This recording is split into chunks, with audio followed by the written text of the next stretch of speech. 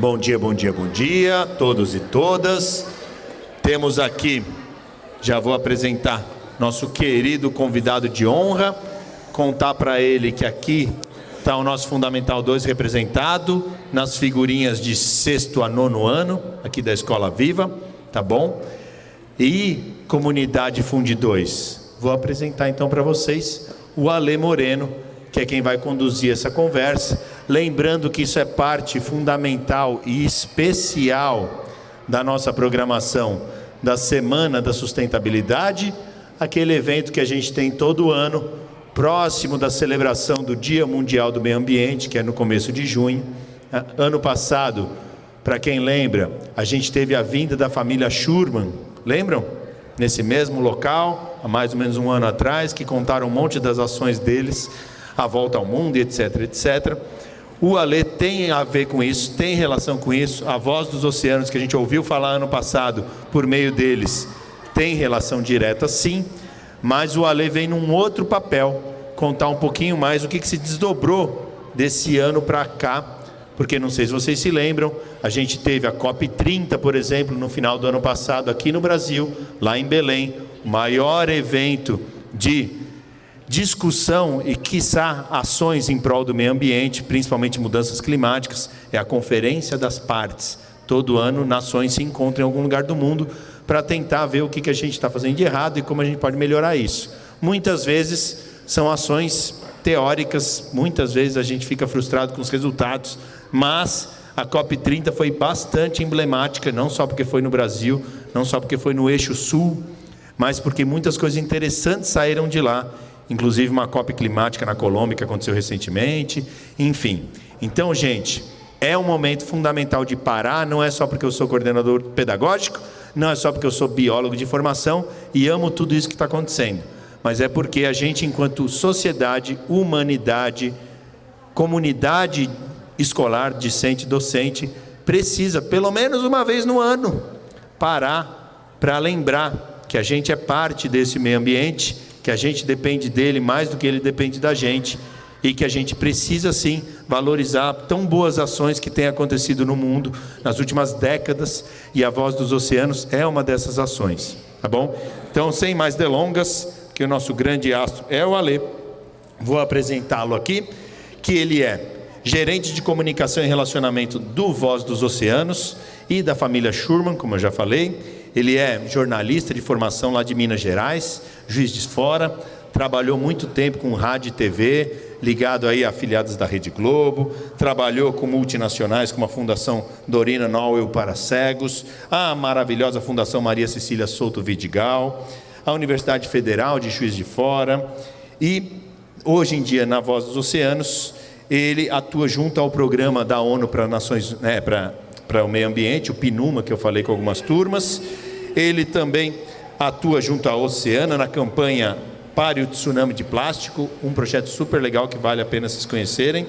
ONGs ambientais nacionais e internacionais, ao Ocean Hub e projetos variados de educação ambiental e outros parceiros na área, projetos educacionais, ou seja, uma fera aqui nesse trabalho de comunicação ambiental, 3 décadas de trabalho, militância. Então, Ale, é um prazer recebê-lo, obrigado por vir, pela disponibilidade de poder trocar conosco, para a gente celebrar um pouco desse nosso meio ambiente tão surradinho, mas que ainda tem salvação. Tem sim. Obrigado, bom dia. E resumindo um pouco do que foi falado, eu costumo dizer que eu sou o Schirman genérico. Eu estou com a família Schirman há 13 anos, e aí o David esteve no ano passado com vocês, hoje estou eu aqui representando. E muito obrigado pelo convite, por me receber aqui, receber a nossa voz. É importante estar aqui, porque antes de pensar no futuro, a gente tem que começar no presente, e vocês não são o futuro, vocês são o presente. Vocês já fazem parte da transformação, já fazem parte da mudança. E aí, para a gente chegar nesse presente e olhar para o futuro, eu vou começar resgatando um pouco da história da família Schirman, da Voz dos Oceanos e o que a gente vem fazendo, né? A relação dos oceanos com o clima, por que essa COP30 foi tão importante em Belém, o que a gente fez de emblemático no meio da floresta, né, simbólica, E vai ser um bate-papo que eu espero que seja gostoso para todo mundo. Bom, eu queria começar num passado muito distante, num mundo que para vocês deve parecer meio surreal, uma ficção. Mas vocês conseguem imaginar um tempo em que a gente não tinha Google, não tinha Waze, não tinha nenhuma dessas tecnologias, e as pessoas, né, quando iam para o mar e elas precisavam estudar, elas utilizavam uma coisa muito bacana, que era a enciclopédia, que eram livros pesados, uma coleção enorme, e quando você precisava se guiar no mar, você olhava para as estrelas e se guiava pelas estrelas e não pelo Waze ou pelo Google Maps. Pois esse ano de 1974 é o ano que a vida era assim, o mundo era assim, e é assim que começa a história da família Schirman. Heloísa e Vilfredo ganharam de presente uma viagem para o Caribe, e nessa viagem, pela primeira vez, eles fizeram um passeio de veleiro. E naquele passeio de veleiro surgiu o grande sonho que era viver no mar. Então, de 1974 a 1974, por 10 anos, a vida da família Schirman foi se preparar para trocar a vida em terra firme pela vida no mar. E trocar a vida em terra firme, essa preparação, ela incluía abrir mão de um apartamento no centro de Florianópolis e ir morar num lugar que era uma casa de pescadores de madeira, cheia de cupim, mas com o maior playground, jardim luxuoso que eles podiam ter, que era o oceano. E com um garoto, um jovem de 14 anos, começar a aprender a velejar. Durante 10 anos eles se prepararam, e aí, em 1984, eles saíram para a primeira volta ao mundo. Aqui eu não lembro, não sei se todos estavam, mas esse é o David que veio no ano passado aqui. Ele estava com 10 anos, o irmão caçula tinha 7 anos, e o mais velho, aproximadamente com a idade de vocês também, 15 anos.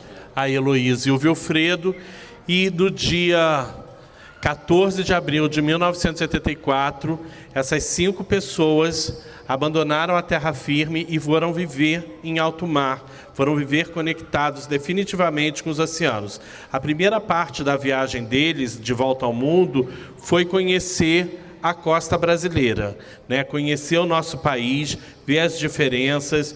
Os meninos começaram a ter, né, passaram a ter aula a bordo, quando a gente nem pensava em homeschooling, a sala de aula passou a ser o boat schooling, né? Existiam métodos de ensino para filhos de diplomatas, para velejadores à distância, que também usavam uma tecnologia meio arcaica, não tinha internet, mas era o correio, era uma série de coisas. E de lá para cá foram 42 anos de aventura. Nesses 42 anos de aventura, 4 voltas ao mundo completa. A primeira, que foi de 1984 a 1994. Então, esse garoto aqui, que saiu com 7 anos, ele desembarcou com 17. Vocês conseguem imaginar crescer dos 7 aos 17 a bordo? Foi o que ele passou. Depois, eles tiveram a segunda volta ao mundo, e foi quando o Brasil começou a acompanhar e navegar com eles, que foi a primeira volta ao mundo deles, que foi transmitida pela TV. Eles ganharam um quadro no Fantástico, e assim eles refizeram a volta de Magalhães. E depois, em 2014, eles fizeram a terceira volta ao mundo, e foi quando eu embarquei nessa família para a gente refazer a rota dos chineses com a Expedição Oriente. E a quarta foi com a Voz dos Oceanos. Nesses 42 anos, até um pouco bem antes disso, a família Schirman testemunhou uma série de coisas incríveis, culturas diferentes,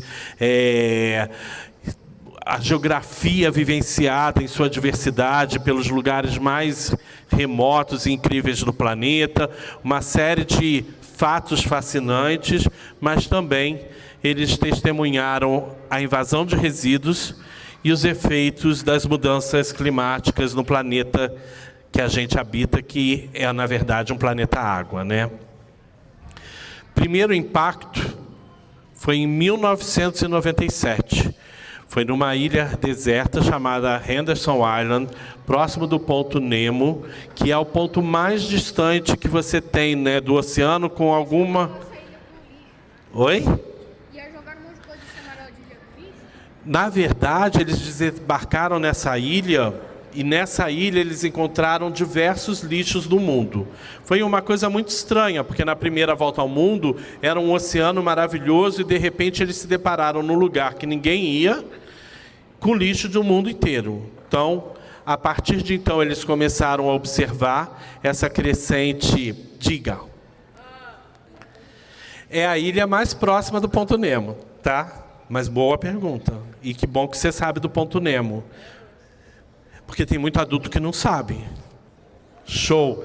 E, falando de ponto Nemo, tem uma coisa que a gente fala muito, né? É um lugar que você tem as grandes expedições espaciais, elas inclusive lançam lá os lixos, né, espaciais nesse ponto Nemo, porque não imaginam que uma família doida vai estar passando ali embaixo e pode levar um pedaço de satélite na cabeça. Bom, de 1997 a 2015, eles viram essa crescente invasão de resíduos. Em 2015, de novo, no Oceano Pacífico, olharam uma ilha deserta, distante, parecia o paraíso. Ninguém ia, pegaram o bote, desembarcaram. Quando eles chegaram na praia, eles encontraram de novo lixo de todo o mundo naquele espaço que ninguém ia. E ali foi um ponto de grande virada. A família decidiu que ela não ia mais fazer aventuras pessoais, históricas, mas sim buscar uma ação para devolver ao planeta e para deixar para as gerações futuras, né? Heloísa e Wilfredo já têm netos, enfim, os filhos cresceram vendo um oceano e eles queriam que os netos e que todos nós pudéssemos conviver com um planeta que eles conheceram décadas atrás. E aí eles criaram a Voz dos Oceanos. Quando a gente criou a Voz dos Oceanos, a gente já tinha um índice de plástico que todos os anos 13 milhões de toneladas de plástico chegam nos oceanos. É como se a cada minuto um caminhão de lixo parasse na beira do mar e fizesse a descarga daquela caçamba inteira. A segunda vez que a gente viu o lixo, aquela de West Fayou, essa é a ilha deserta de 2015. Esse é o lugar que era paradisíaco e que quando eles desembarcaram, estava assim, tomado de embalagem por todos os lados.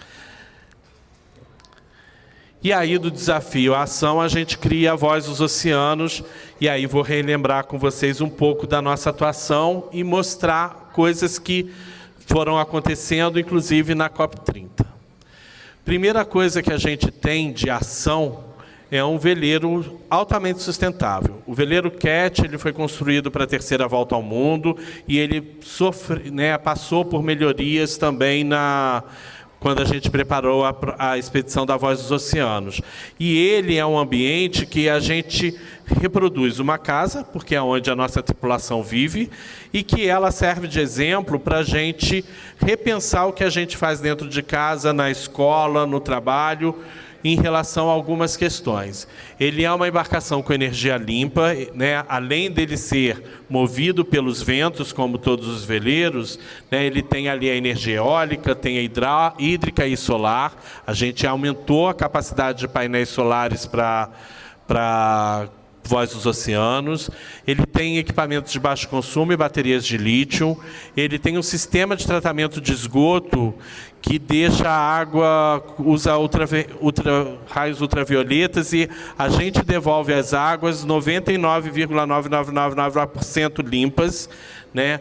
Então, saneamento, coisas que a gente, né, precisa pensar. Tem um centro de reciclagem com coletores de papel, metal, e papel, metal e eventualmente plásticos. A gente tem uma compactadora de lixo que diminui, né, aquele lixo que é armazenado, e a gente tem até uma trituradora de vidro que transforma as garrafas em areia que pode ser usada na construção civil.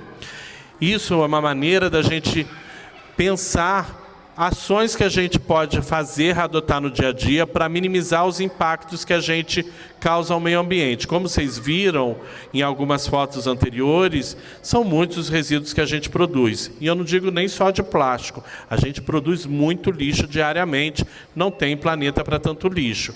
E por isso a gente tem também uma composteira de resíduos orgânicos, né? Então, os alimentos a gente composta, e aí aquilo que é através da composteira, a gente faz adubo para a horta que a gente tem a bordo de um veleiro, e a gente tem até coletor para remédios vencidos, embalagens, essas coisas, para não estar poluindo.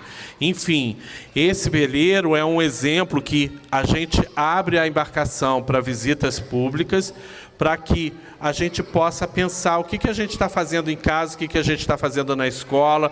Eu estou separando lixo, eu consigo diminuir esse lixo, eu consigo reciclar, eu consigo fazer compostagem, etc. E a Voz dos Oceanos em si, ela é baseada em 4 pilares. Os pilares se conversam naturalmente. Então a gente tem o pilar de awareness, né, que a gente trabalha expedições que elas ajudam a gente a contar histórias e mostrar, né, os conteúdos, apresentar informações. A gente tem nesse cenário arte, também como que a arte comunica, como ela ajuda a engajar. A gente tem pilar de ciência, parceria com algumas universidades, entre elas a USP, a Universidade Federal do Pará, a Universidade Federal de Santa Catarina e a Univale, que é a Universidade do Vale Itajaí. A gente tem esse pilar de educação, que é um pilar que a gente ama e que me traz aqui. É o momento da gente conversar com vocês ou criar programas de educação para lembrar o quão potente é a voz de cada um de vocês e como vocês, hoje em dia, já conseguem transformar os próprios pais, a comunidade ao redor, os familiares e o nosso futuro. E um pilar de inovação que eu vou mostrar também um pouquinho de soluções. Gente, uma coisa super importante, já que a gente falou de COP e vai falar disso, é que não existe a discussão de oceano sem passar pelo clima, né?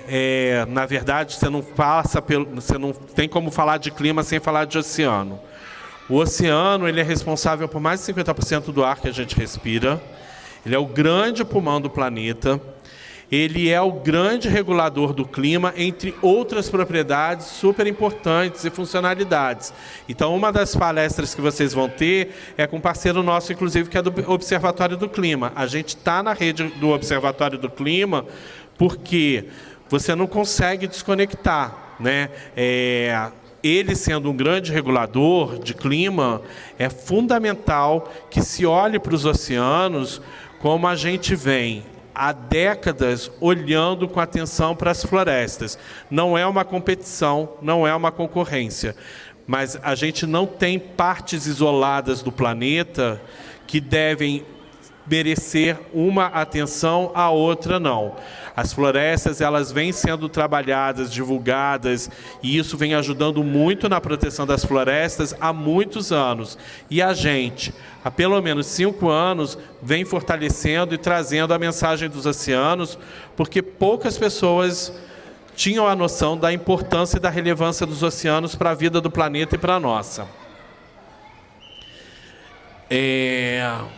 E aí o David veio aqui, eu acho que a gente ainda já tinha concluído, não lembro.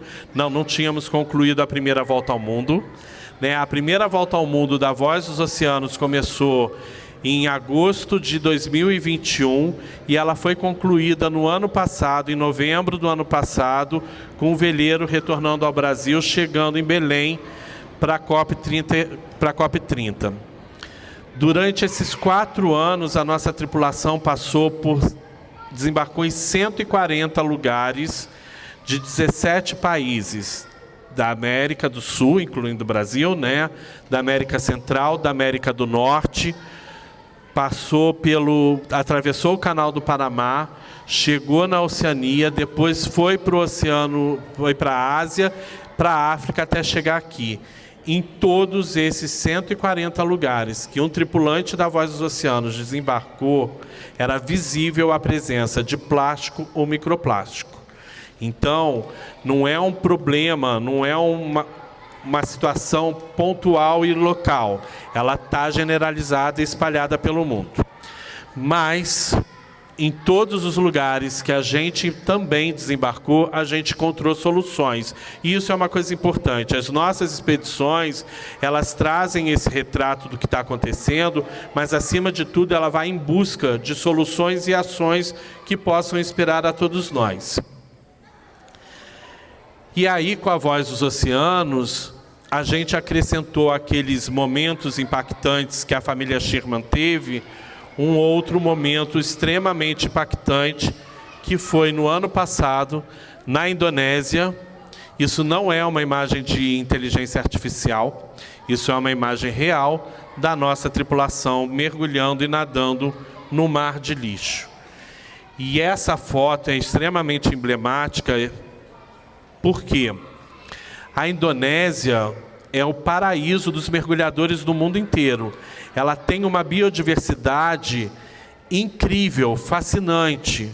Você tem áreas de proteção maravilhosas, mas, ao mesmo tempo, ela vem sofrendo, aos poucos, a invasão dos resíduos. Então, onde você faz um mergulho mais fascinante, onde turistas do mundo inteiro vão para se conectar com a natureza, a poucos quilômetros de distância, vem um mar de lixo invadindo o território. Aqui, como eu falei para vocês, né, para a gente ter um respiro, paralelamente a gente encontrou e vem encontrando ações e pessoas dedicadas a reverter esse cenário e ajudar a combater essa grande invasão. Educação. Além de eu estar aqui conversando com vocês, a gente tem uma série de atividades, entre elas um programa de educação ambiental que a gente já implicou na Baixada Santista com 7 escolas públicas, e a gente, durante um ano, conseguiu atuar junto a 2.734 alunos. Os professores fizeram parte desse programa também, e o que a gente teve tem uma equipe de educadores ambientais que vai em cada comunidade, olha a realidade, por mais que elas estejam vizinhas na periferia do Guarujá, cada lugar, cada comunidade tem a sua peculiaridade, a sua realidade. Então, olhava como que era o entorno, olhava as necessidades da escola, o que os professores já tinham de insumos e instrumentos para trabalhar a educação ambiental, e ia personalizando, e acrescentando e ajudando. Além da gente trabalhar dentro das escolas, a gente tinha a equipe trabalhando também no entorno e na comunidade, até mesmo estimulando a economia circular. Aqui um pouco do que a gente fez no Guarujá, na Baixada Santista, junto com a Supereco, nossa parceira. Pode passar. E aí o científico, que foi uma expedição também que nós fizemos, repassando pelo parte da rota da expedição marítima. E o mais legal, essa expedição, ela foi feita com uma tripulação exclusivamente feminina. Foram 4 mulheres a bordo, que saíram de Santa Catarina e foram até o Pará. Em 2 meses, elas foram muito guerreiras e muito corajosas e excepcionais. E elas seguiram de Santa Catarina até o Pará nesses 2 meses. E em cada lugar que elas paravam, elas coletavam bivalves. Bivalves são, por exemplo, os ostras, sururus, né, que a gente alimenta. E essa foi uma pesquisa que a gente fez em parceria com a USP, né? Pode passar, por favor. Dessa pesquisa vem um estudo onde a gente coletava em cada região, no mercado local, o bivalve que é usualmente consumido no local, né? Então, se aqui em São Paulo a gente tem um mercado e o pescador que pega a ostra, a gente ia atrás desse pescador, pegar essa ostra que a gente consome. E por que a gente fez essa pesquisa? com o bivalve. Você, quando vai... Falar uma coisa meio nojentinha para amanhã, tá? Mas, quando a gente vai comer um peixe, a gente consegue fazer a limpeza do peixe e eventualmente, a gente consegue tirar uma presença de microplástico que esteja ali presente no peixe. Mas o bivalve, uma ostra, quando você vai consumir a ostra, você pingou ali um limãozinho e ostra inteira. O que a gente queria com esse estudo e conseguiu, e esse estudo foi apresentado pela primeira vez durante a COP30, era mostrar o quanto que a nossa costa litorânea está poluída, mas, acima de tudo, o quanto que essa poluição ela impacta na nossa segurança alimentar.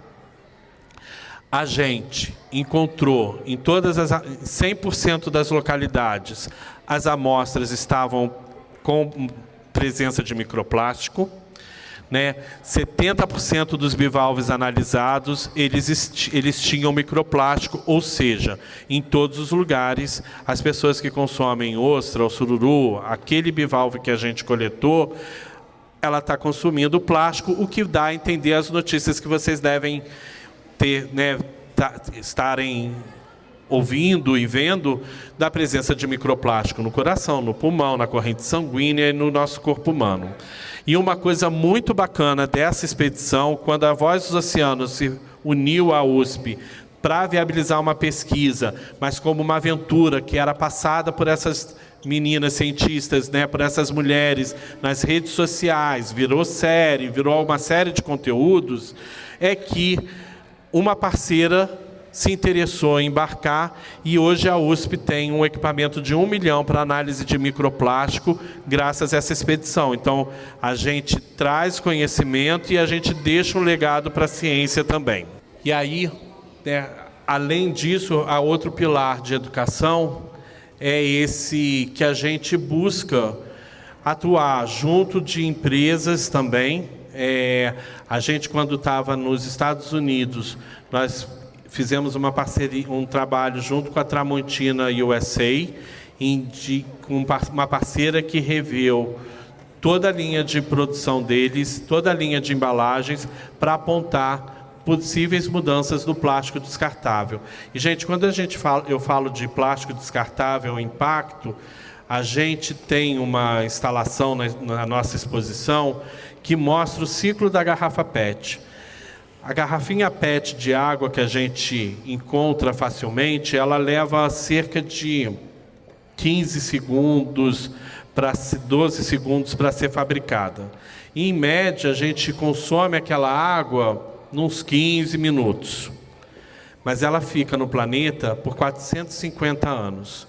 Quando a gente fala de plástico de uso único, e o plástico ele tem sua funcionalidade, principalmente na área de saúde, mas ele vem sendo consumido e estimulado de uma maneira absurda e ampla para momentos desnecessários.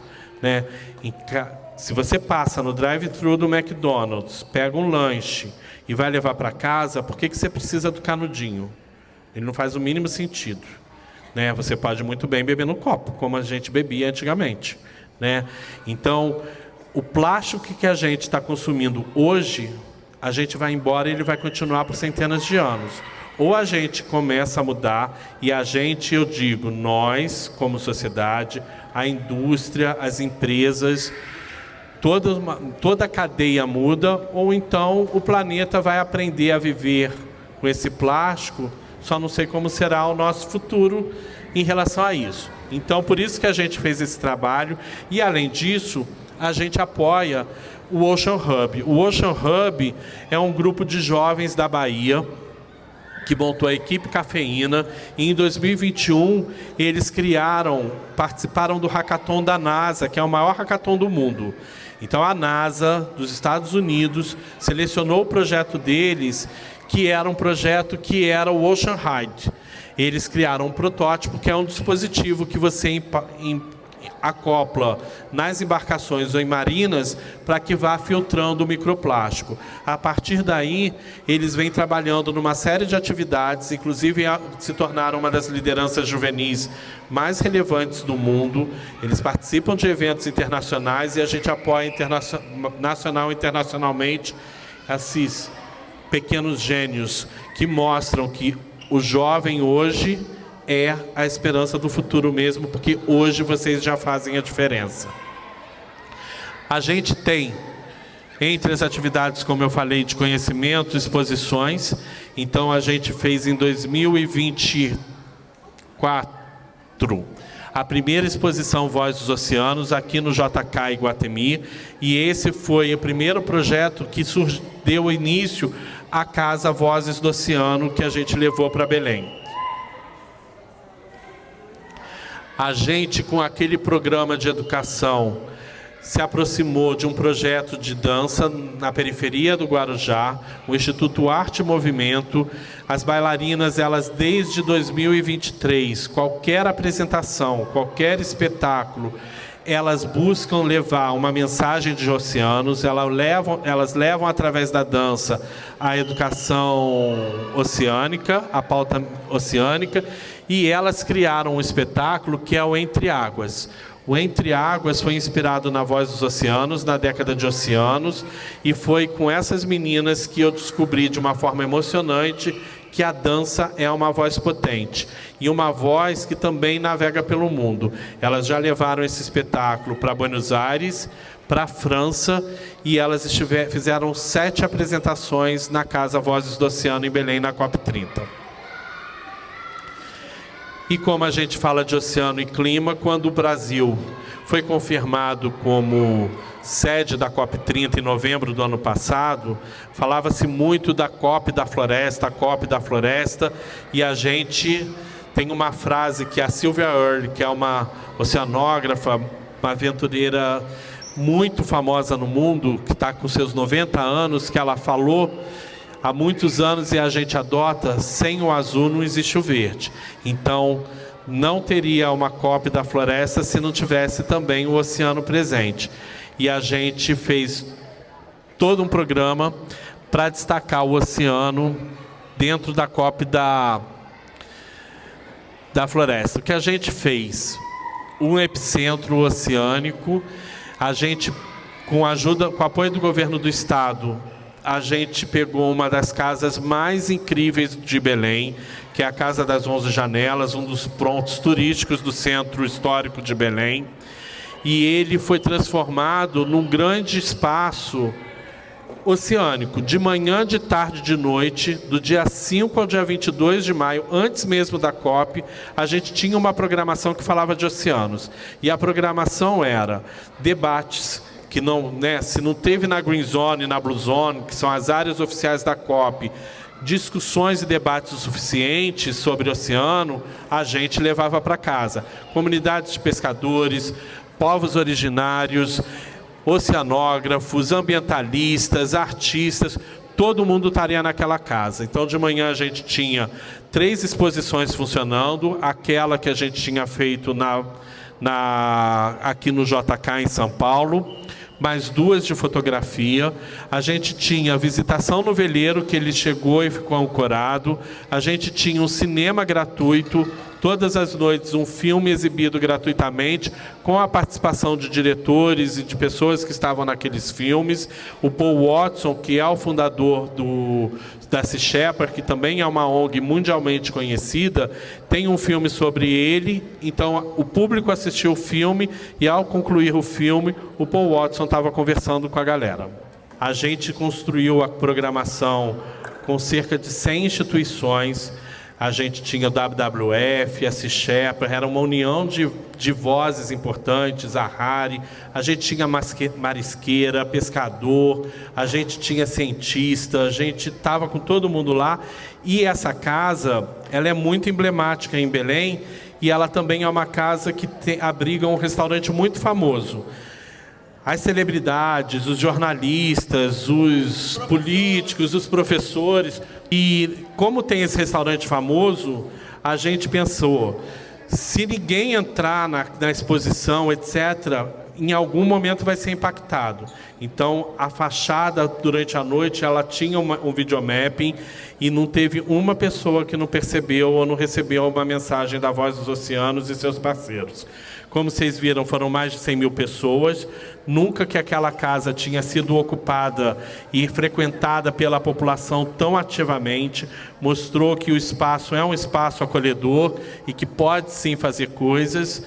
Depois que a gente foi embora, uma das exposições, que era de fotografia, que a gente que é do Luiz Braga, que é um fotógrafo do Pará, e que a gente mostrava a conexão dos rios com os oceanos através da fotografia dele, permaneceu em cartaz, que eles pediram para a gente autorização, e naturalmente a gente deixou. A exposição ficou até fevereiro, e teve essa programação toda que a gente falou.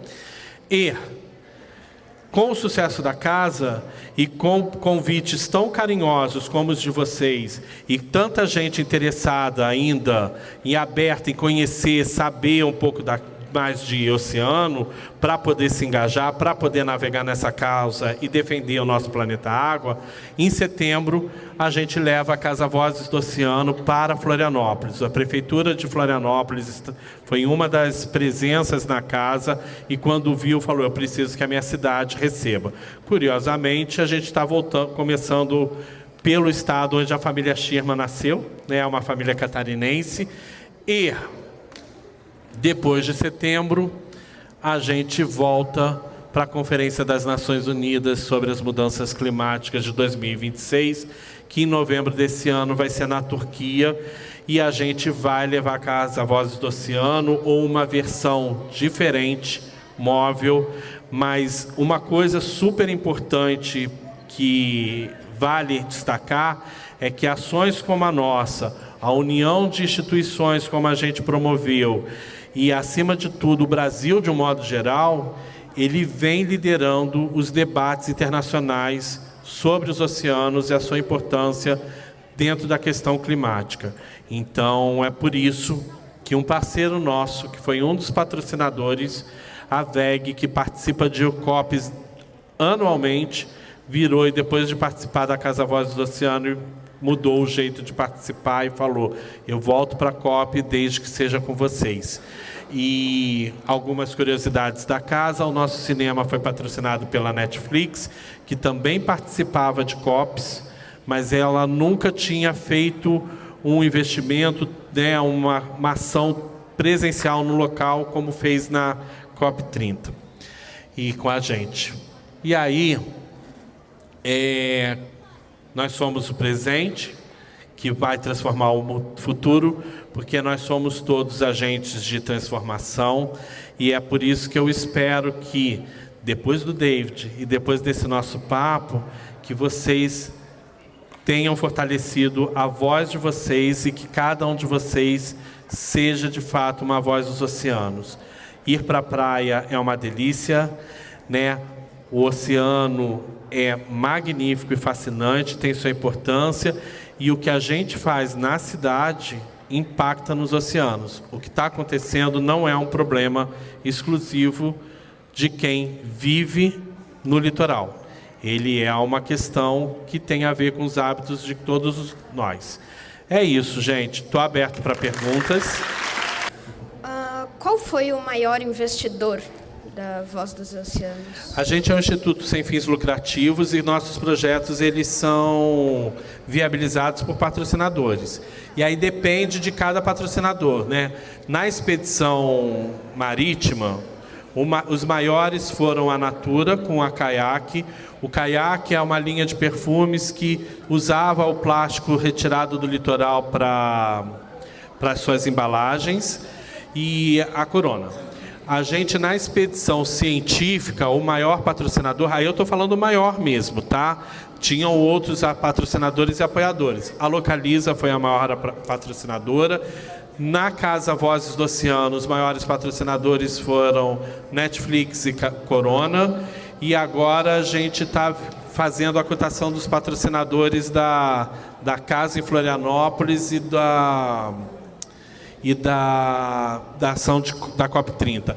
No projeto de educação ambiental que a gente fez na Baixada Santista, a Santos Brasil foi a única investidora. Ela apoiou aquele 1 ano de programa para as escolas, e a Santos Brasil também foi a principal patrocinadora da exposição que a gente teve aqui em São Paulo. Tá? A gente também tem alguns projetos que não são expedições. A Tramontina, por exemplo, ela tem uma linha de cadeiras que ela é feita com plástico retirado do litoral.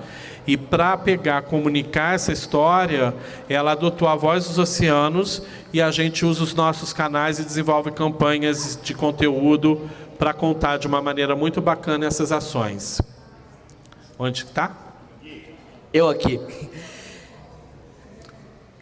A casa que você falou foi tipo que vocês tiveram um quarto museu, é isso? A casa a casa ela entra no pilar de awareness, né? Vamos dizer assim, que é de conhecimento. Ali a gente coloca conteúdo diverso, seja cinema, seja dança, sejam as exposições, mas o que é legal, que bom que você fez essa pergunta, é que como que a gente une os pilares? Uma coisa importante das nossas exposições, e que foi muito forte na casa, é quando a gente vai em exposição, geralmente tem alguém que vai orientar a gente, né? Olha, agora você vai aqui, Gui, e vai para essa próxima sala, vai contando os ambientes. Nas nossas, a gente tem estudantes de oceanografia presente. Por quê? Lá na COP30, a gente tinha jovens que eram estudantes de mestrado, de doutorado da Universidade Federal do Pará, e quando você entrava na exposição, tinha uma área, por exemplo, que mostrava o coral branco e falava do branqueamento de corais. Você entendeu, recebeu as informações, mas e aí, tenho dúvida, né? Sim, para além disso, aí você tem um especialista para conversar. Então, a ciência e a educação estão presentes dentro desse pilar de awareness. Então, eu vi nessa apresentação, né, durante a apresentação, que durante os anos, né, mudou muito os oceanos, né, o clima, a quantidade de poluição, mas eu queria saber quem realmente polui mesmo os oceanos, porque, por exemplo, essas grandes toneladas que são jogadas no mar, elas têm que... Porque ao longo dos anos, mesmo que seja muito por ano, se fosse só, por exemplo, se uma pessoa descarta uma garrafa PET por semana no mar, ainda não é suficiente para todas essas toneladas de lixo. Então, quem mais polui os oceanos? A indústria costuma dizer que o culpado é a gente, consumidor, que não joga no lugar certo, e eu não concordo, né? Eu acho que o mais importante dessa discussão, e quando a gente procura culpado, é que todos nós possamos assumir os nossos papéis, né? Jogar o lixo, fazer a coleta seletiva é importante, mas a gente tem um percentual de reciclagem muito pequeno. Os catadores, eles nos ajudam muito. Você tem parte da poluição, navios industriais que às vezes desaguam. Aquela cena da Indonésia, eu gosto... Que bom que você fez essa pergunta, até para me lembrar essa questão.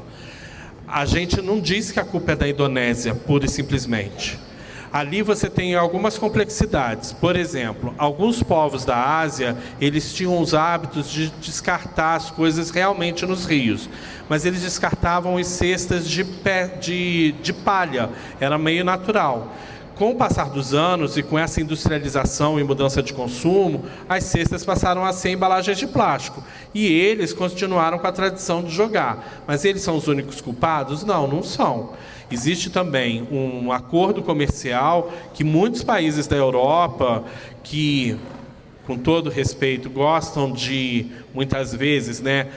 Vocês do país menos desenvolvido precisam cuidar da floresta, cadê a sua, que também um dia existiu? Vocês precisam cuidar das águas, cadê as suas, que também existem? Mas alguns países, eles exportam o seu lixo para a Indonésia. E muitas vezes, para pagar menos, esse lixo ele é descartado no meio do oceano. A gente vê algumas correntes de lixo que vêm das águas, porque existe uma taxa de que você paga, quando você chega, grandes navios chegam, eles têm que pagar uma taxa de gestão de resíduos. E se você tem uma carga muito alta, você paga mais. Então, alguns eles descartam. Outro problema de lixo nos oceanos, uma das grandes poluições de plástico são as conhecidas redes de pesca fantasmas.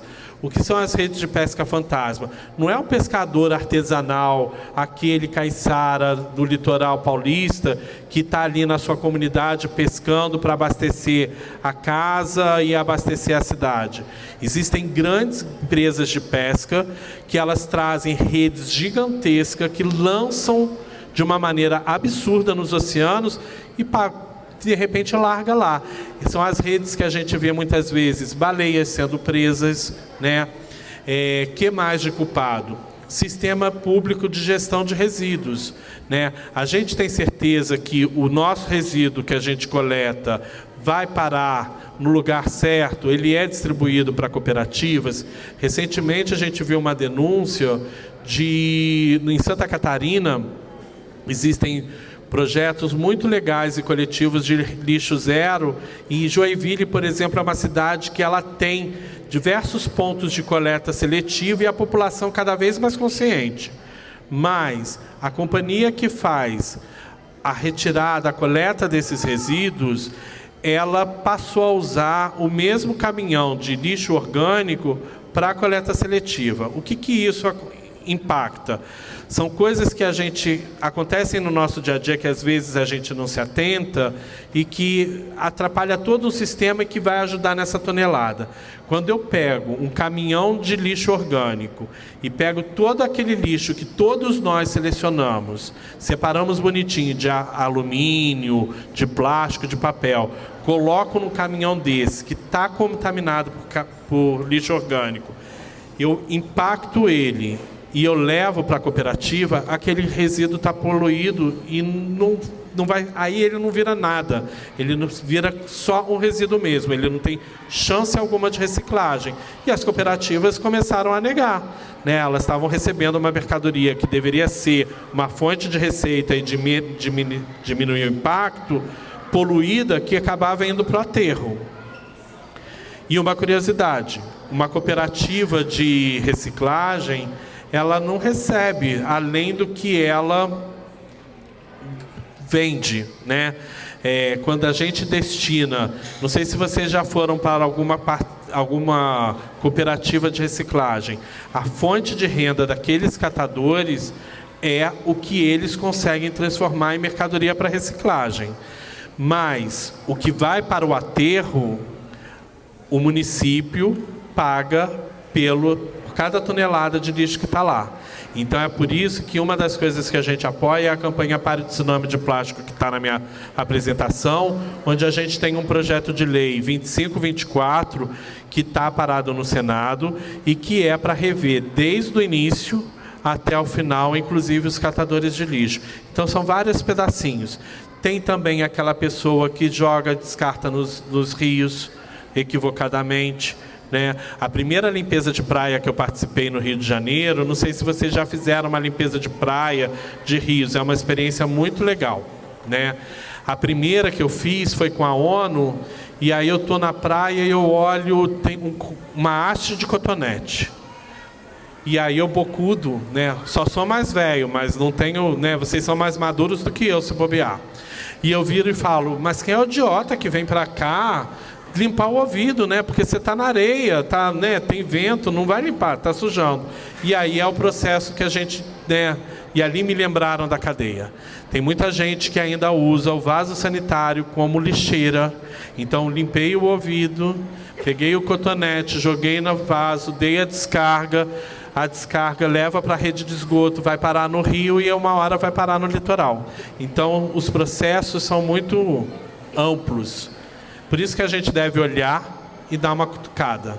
Quer ver uma coisa que me deixa louco? Quando alguém joga alguma coisa pela janela. Como e por que você conheceu a família não sei falar, Schumann? Pode falar Schurman. A Globo Schurman. Mudou. Tanto é que a gente tirou o trema. Só em Santa Catarina que eu chego e todo mundo fala Schirman. Tá. Que bom, legal. Eu sou jornalista e trabalhava com assessoria de imprensa, como, né, falou, vários anos. E aí o Wilfredo Schirman, que é o pai da família, ele tinha uma coluna na revista Época. E quem editava essa coluna era uma grande amiga minha. E quando eles estavam preparando a terceira volta ao mundo, a Expedição Oriente, eles pediram para a Flávia indicar uma pessoa, uma agência que pudesse fazer assessoria de imprensa para eles. E a Flávia me apresentou. Ela dizia que eu era a cara da família e a família era a minha cara. Parece que ela acertou, já são 13 anos. E assim eu comecei a trabalhar com eles. E o mais legal é que eu há 13 anos viajo pelo mundo, muitas vezes sem sair de São Paulo. E eu presto muita atenção. Como eu tenho que comunicar as coisas, em alguns momentos, eu já fiquei embarcado 10 dias. Eu fiz do Rio à Ilha Bela. E aí, dependendo da parada, eu fico embarcado também. Mas, geralmente, eu estou em terra, prestando atenção no que está acontecendo para ir para as nossas redes, para comunicar para a imprensa. E, em alguns momentos, eles têm tanta história em 42 anos que, quando está numa entrevista, eu viro e falo: capitão, não foi isso que aconteceu em tal lugar? Ele, tá vendo? Ele lembra mais do que eu. Mas, em 13 anos, até hoje, eles têm uma história que eu até hoje não conheci. Sempre tem uma novidade. Tudo bem? Bom. Você comentou da conexão da Voz dos Oceanos com a Sea Shepherd. Queria saber qual a relação entre os dois. A gente tem algumas parcerias. Quando a gente foi fazer... Vou contar um pouco dos bastidores, então, da casa para entender essa relação com a Sea Shepherd. A gente já ia para a COP30 com o veleiro. E o veleiro é a nossa casa. É a casa da Voz, como é a casa da família. E aí um parceiro nosso virou e falou de ter uma casa Voz dos Oceanos na COP30. Para a gente não fez sentido algum, né? Eu sei que para algumas empresas, instituições, esses grandes eventos têm uma questão de vaidade, né, o que a gente fala que chama de branding. Vai lá fazer branding, falar da sua marca, mas a nossa casa estaria lá. Então a ideia veio, de imediato a gente, mas o veleiro vai estar lá, nossa casa vai estar lá, por que a gente vai ter uma casa? E rapidamente a gente pensou, mas e se a causa oceânica tivesse uma casa? E aí a gente assumiu o compromisso de montar essa casa, convidando parceiros que quisessem estar lá. A Sea Shepherd foi uma. A minha missão no ano passado basicamente foi conversar com a Sea Shepherd, virar para a Nath, que é a presidente da Sea Shepherd do Brasil, e falar: Nath, essa é a casa que a gente vai montar. Você topa entrar na programação? Você topa fazer um painel? Topo, conta comigo. O Paul Watson vai estar lá, eu levo o Paul Watson. WWF, essa é a casa. E quando eu vi, comecei de pouquinho, e quando eu olhei, a gente já tinha 100 instituições. Nem todas a gente conseguiu colocar dentro da casa, faltou programação, espaço e programação. E a Sea Shepherd também é parceira na campanha Pare do Tsunami de Plástico. A campanha Pare do Tsunami de Plástico, que é por esse projeto de lei 2524, ela reúne hoje 90 entidades. Ela é liderada pela Oceana, que ajudou na confecção do projeto de lei e vem trabalhando no Senado, e ela convidou a Voz dos Oceanos e outras instituições. Então, anualmente a gente tem alguns encontros. No dia 8 de junho, que é o Dia Mundial dos Oceanos, nós estaremos em Brasília falando dos oceanos para o Senado. Vocês, muito antes dos políticos, estão tendo esse papo, estão à frente dos nossos políticos, e a gente vai estar junto com essas instituições. O mais legal da COP30, que me emociona, é que todos nós dependemos de patrocínio, de apoios da iniciativa privada, mas todos nós navegamos num propósito em comum, e todos aceitaram sentar. Era uma coisa que ninguém nunca tinha imaginado que pudesse fazer junto. E a gente chegou de uma maneira humilde mesmo. Eu falava: eu tenho a casa, você quer vir para casa? E todos acolheram e participaram dessa casa. Eu tenho uma pergunta. Quando vocês estavam navegando, por acaso vocês já viram uma onda muito alta que chegava era capaz de engolir o barco? Ótima pergunta. Então eu vou contar o momento mais estressante, mais preocupante da família Sherman, que foi na primeira volta ao mundo. Eles saíram da Nova Zelândia e eles iam para Ilhas Fiji. Nessa época, o Pierre, que era o mais velho, já tinha desembarcado nos Estados Unidos. O David desembarcou na Nova Zelândia para fazer cinema. O David, que esteve aqui no ano passado, não sei se vocês sabem ou se lembram, ele também é cineasta. Ele é o diretor do filme Pequeno Segredo, que foi eleito para representar o Brasil no Oscar de 2016. E no ano retrasado, ele dirigiu um filme americano baseado numa história brasileira, que é Meu Amigo Pinguim.